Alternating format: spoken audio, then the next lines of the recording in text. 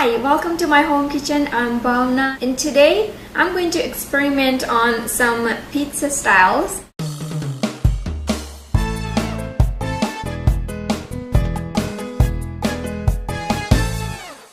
I had so many questions whether people can make it on a stove top or we can make it in a micro oven, and the answer is yes, you can make in the micro oven or you can make on a stove top. Today I'm going to share how simple, easy and quick it is to make on a stove top even. So when you make on a stove top, you might just want to create the environment like an oven. So here I have this big pot. I do not need this big pot, but I'm using big pot, and this is basically a fry pan I'm using. Make sure that your fry pan is in a good condition. You can see that it's very big, but I'm going to make actually the small pizza. But the more space you have in your pot, the better your pizza will be. So let's start making first the dough for pizza. So here I have the plain flour and here I have the wheat flour. And into these flours I'm going to add salt. You can adjust to your taste. And here I have the garlic powder. This is optional, but I kind of like the flavor of garlic in my pizza crust. Rapid rise yeast. Sugar to activate the yeast very well. So I just add a little bit of sugar. You can use the brown sugar or the white sugar will work as well. And now mix all these dry ingredients very well. Now olive oil, about 4 to 5 tablespoons, or you can adjust according to your preference, but I like mine crust a little crunchy. Now here I have this mix of milk and water, and it is lukewarm. Make sure that it is lukewarm, not hot or cold, because this will help us to rise the yeast very well. So make sure it is lukewarm. And if I need more, then I will take just a regular water, little lukewarm water, but I think this should work for me. And I want to prepare the soft dough. Alright, so here I have this dough ready, and you can see that it is not smooth and the way I want. So now it comes the kneading part. You can sprinkle little flour and keep kneading this dough till it becomes smooth and should not stick to your hand at all. Alright, so now we can see that I have prepared this ball. Look at this, it's very smooth now. So this is how I want, and elastido like this, you can see that. Pizza is almost everyone's favorite, and you can make it even healthier version of pizza. You can use the gluten-free flour if you are allergic to gluten, or you can make some healthy topping. Pizza doesn't have to be junk always. You can make it your own way and you can prepare it healthy as well. So I have this pizza dough here. You can allow it to rise for at least 25 to 30 minutes, and mine looks already perfect. It has risen even nice. Now I'm going to heat up this fry pan on a medium heat. So turn on the stove on a medium heat. At this point, we do not want to add anything in that pot, just let it get a little warm. While that is warming up, I'm going to roll this dough. So here I have this rolling board, and here I have some dry flour. I'm using just the all-purpose flour, the plain flour. And here I have this dough ready, and I'm going to make small pizza. So I'm just taking the small ball. So take your pizza dough. To replace yeast in your pizza dough, you can use the baking soda. So if you are allergic to yeast, just use baking soda and make the crust. Now this is a nice and very soft dough I have here. So if you don't have a rolling pin, you don't have to worry. You can just stretch your dough.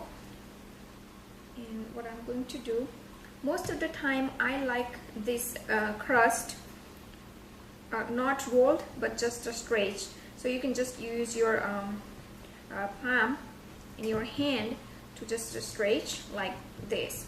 And you can take as much flour as you need to make this crust thin, and you can make as thin as you want. You can also use this method. You can just pull with your hand like this. So just stretch like this, and you can see that it's stretched nicely. And then again, to make sure that it is nice and even, you can just stretch wherever you see it's very thick. So this is how you can just spread. This is how you can just make your crust easily. Our pizza base is ready.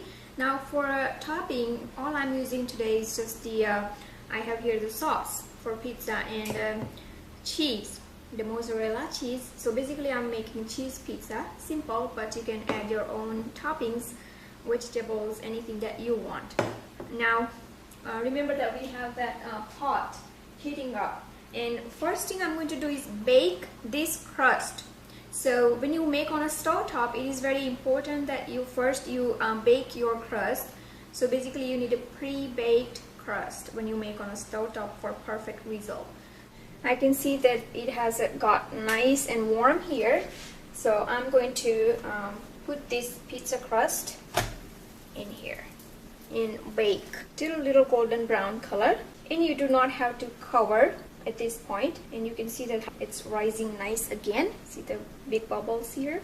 You can just lift a little bit on the side and see if it is done. Still, I want to cook a little bit because I want a crispy crust. You see this now, more big bubbles? That shows us that the dough is perfect for the pizza. Let's check again. Okay, so it has got a golden brown, nice golden brown. Flip it, and you see how it looks like nice golden brown color. Now I'm going to apply this sauce while it's baking on the other side. You can bring down the temperature if you want, if you think that it's going to take a little time for you to put some toppings and stuff, so you can bring down the temperature, but mine is going to be simple anyway. And do not bake on high heat. Low to medium is perfect. Okay, and now the layer of cheese. You see how thin we rolled and how thick it has got, so it rises even again when you bake. So you can roll according to your preference. You can roll very thin if you want a little thin pizza, but mine is perfect. Now we want to melt this cheese. So at this point, I'm going to cover it and keep half open because we want to allow the air inside to escape out. So just a half open like this or like that, you can just cover it and let the cheese melt now. And remember, I have kept the temperature still on a low now. If you want your crust a little bit very crispy, you can smear a little bit of olive oil on the side, and your crust will bake with olive oil, so it makes even perfect crust. So you can just move around to get the oil underneath your pizza crust. Now you can even move your crust, you can see that easily. So just like this. I know when you have a topping, it's hard for you to do this, but you can just add oil at any point before you flip even. Alright, so now I'm going to let the cheese melt. It takes about 3 to 4 minutes on a low heat, low to medium heat on first side. And once you flip, you're going to bake till all your cheese is melted, and smearing oil around the pizza crust is totally optional. You can make even without any oil, so it's really up to you, but I like kind of a crunchy and nice, and sometimes you feel a little dry in your crust. When you add oil, it makes perfect, so it's really up to you. Alright, so the pizza is ready in no time. And here, look at this cheese pizza, and I'm going to slide down this pizza onto the tray here. You can see that. So making this pizza was pretty easy and simple. So now you saw that how easy it is to make even on a stove top. My older son, he loves olives, so you can put the olives in the beginning while you're baking your pizza. But one of my son, he doesn't like anything on his pizza except cheese. So I'm just going to put on the top like this, so I can take it off if he decide not to have this olive on his pizza. And look at this now. On the top, you can sprinkle some pizza seasoning if you have it.